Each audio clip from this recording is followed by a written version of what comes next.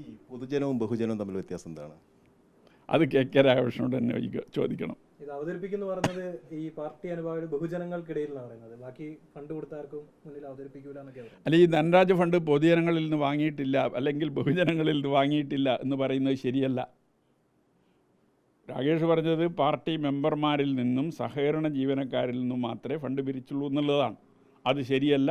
അതിന് പുറത്ത് ജനങ്ങളോട് ഫണ്ട് പിരിച്ചിട്ടുണ്ട്, ധനരാജ് ഫണ്ട് പിരിച്ചിട്ടുണ്ട്. ഇന്നും മാധ്യമങ്ങൾ മുന്നിൽ കണക്ക് അവതരിപ്പിക്കാത്തത് അത് ഒരുപാട് മറച്ചു വെക്കാനുള്ളത് കൊണ്ടാണോ? തീർച്ചയായും അങ്ങനെ ഞാൻ വിശ്വസിക്കുന്നു. അപ്പോൾ ഞാൻ ഈ പുസ്തക പ്രകാശനത്തിന് മുമ്പെങ്കിലും കണക്ക് പറയാൻ സാധിക്കുമോ എന്ന് ചോദിച്ചിരുന്നു. അതിന് പരിഹസിക്കാനാണ് രാകേഷ് തയ്യാറായത്. അതൊന്നും അയാളുടെ നിലപാട്, അങ്ങനെ ആകുന്നതിൽ തെറ്റൊന്നുമില്ല. പക്ഷേ ഇവിടെ എനിക്ക് നേരത്തെ കിട്ടിയ സൂചന, ഞാൻ ഈ പുസ്തകം ഇറക്കിയാൽ ആ പുസ്തകത്തിലെ കണക്ക് വെച്ചുകൊണ്ട് പുതിയൊരു കണക്ക് ഉണ്ടാക്കി അവതരിപ്പിക്കാനാണ് അവർ ശ്രമിക്കുന്നത് എന്നത് നേരത്തെ ഞാൻ മനസ്സിലാക്കിയിട്ടുണ്ട്. അതുകൊണ്ടാണ് ഈ പുസ്തകം ഇറങ്ങുന്നതിന് മുമ്പ് ആ കണക്ക് പറയാൻ പറ്റുമോ എന്ന് ചോദിച്ചാൽ അത്രയേ ഉള്ളൂ. ഒരു ചോദ്യം മാത്രമാണ്.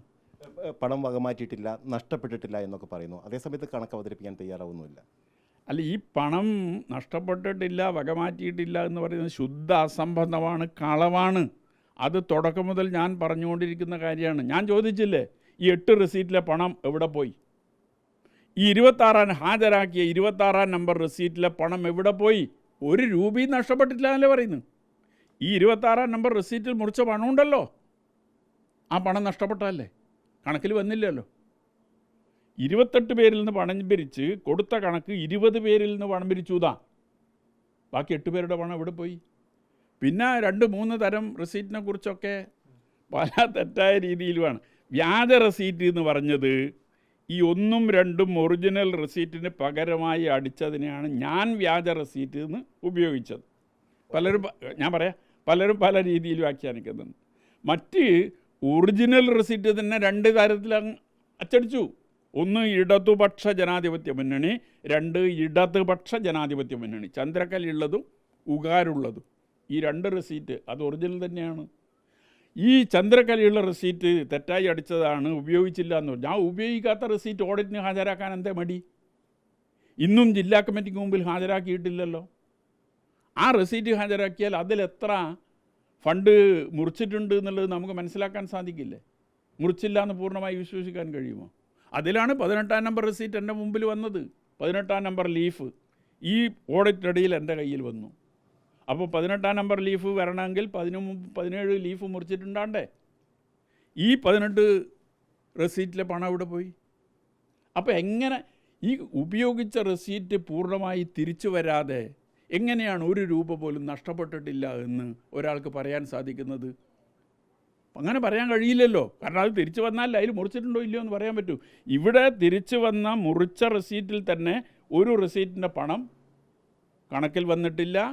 മറ്റേ റെസീറ്റിൽ 25 റെസീറ്റിൽ 19 28-ൽ 3 കഴിച്ച് 25, 20-ൽ 2 കഴിച്ച് 18 റെസീറ്റ് മുറിച്ചു എന്നേ പറഞ്ഞിട്ടില്ല. 25-ൽ ബാക്കി 7 റെസീറ്റ്, ഈ 8 റെസീറ്റ് ഉണ്ട്. അതങ്ങനെ തീരുമാനിച്ചത് തന്നെ. ആ 3 ഉദ്ദേശം ഉണ്ടായിരുന്നത്: 1 കുടുംബസഹായ ഫണ്ട് നൽകുക, 2 വീട് നിർമ്മിച്ചു കൊടുക്കുക, 3 കേസിൻ്റെ ചെലവുകൾ നിർവഹിക്കുക. ഇത് 3ഉം ആദ്യം തന്നെ തീരുമാനിച്ചതാണ്. ഒരു തവണ ആരെ ശിക്ഷിച്ചു? മധുസൂദനെ ശിക്ഷിച്ചത് ധനാപഹരണത്തിനല്ല.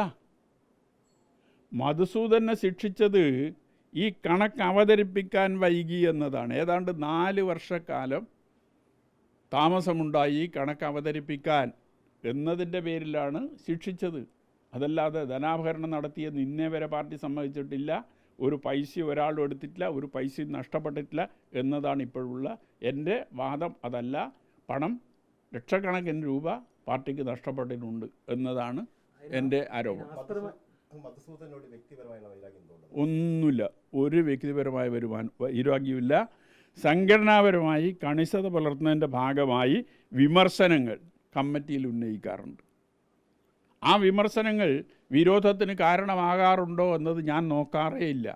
എനിക്ക് പറയാനുള്ള കാര്യങ്ങൾ അതെൻ്റെ ഘടകത്തിൽ ഉന്നയിക്കുക എന്നതാണ് പാർട്ടി എന്നെ പഠിപ്പിച്ചത്. വിമർശനവും സ്വയം വിമർശനവും എന്നത് കമ്മ്യൂണിസ്റ്റ് പാർട്ടിയുടെ ജീവവായുവാണ്. അത് ഈ പാർട്ടിയുടെ ഓക്സിജനാണ്. അതില്ലാതായാൽ ഈ പാർട്ടി ഇല്ലാതാകും, രോഗി മരിക്കും. അതുകൊണ്ട് വിമർശനം ഉന്നയിക്കുമ്പോൾ അത് വിരോധമായി മാറുന്നുണ്ടോ എന്ന് എനിക്കറിയില്ല. അയാൾ തന്നെയാണ് ശത്രുക്കളുണ്ട് എന്ന് പറഞ്ഞത്, അയാൾ തന്നെയാണ് എന്നോട് വിരോധമുണ്ട് എന്ന് പറഞ്ഞത്. അത് അയാളാണ് തെളിയിക്കേണ്ടത്. ഞാൻ അതുമായി ബന്ധപ്പെട്ടുകൊണ്ട് ഒരു കാര്യം പറയാൻ തയ്യാറായിട്ടില്ല.